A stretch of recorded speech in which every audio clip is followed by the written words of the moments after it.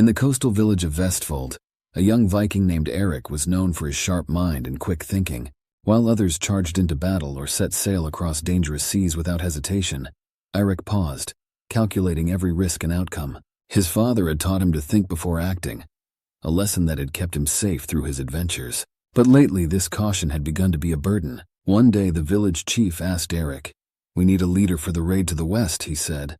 "You've proven yourself a wise warrior, and the people trust you. Will you take the helm?" Eirik felt a surge of pride but immediately began to think of every possible consequence. What if the seas were too rough? What if their enemies were stronger than expected? What if he made the wrong call and his men paid the price? His mind spun with 100 different scenarios, each worse than the last. He told the chief, "I need time to think." The chief nodded, giving him 3 days to decide. For those 3 days, Eirik's mind was consumed by endless thoughts. He barely ate or slept, his focus entirely on every detail that could go wrong. He wandered the cliffs, watching the waves crash against the rocks, their ceaseless rhythm reflecting the turmoil in his own mind.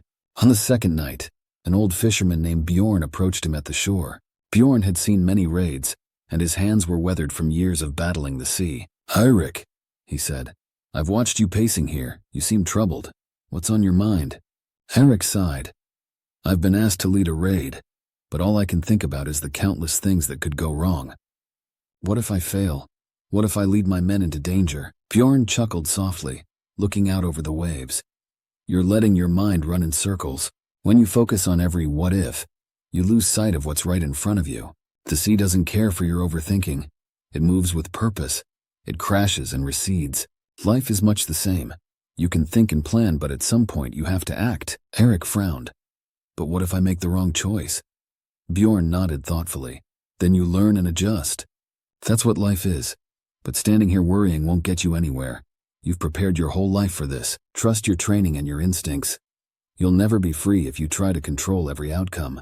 Eirik looked out over the sea, the weight of Bjorn's words sinking in. He realized that no matter how much he thought and planned, he could never predict every outcome. And in his effort to avoid mistakes, he had trapped himself in a cage of doubt.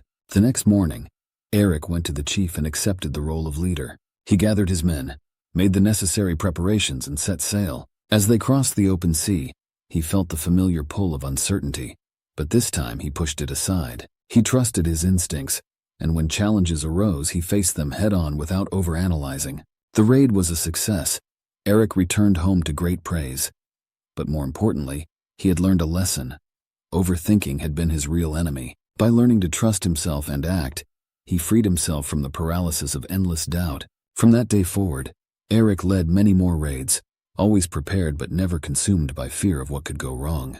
He became one of the village's most respected leaders, not just for his wisdom, but for his ability to take action when it mattered most.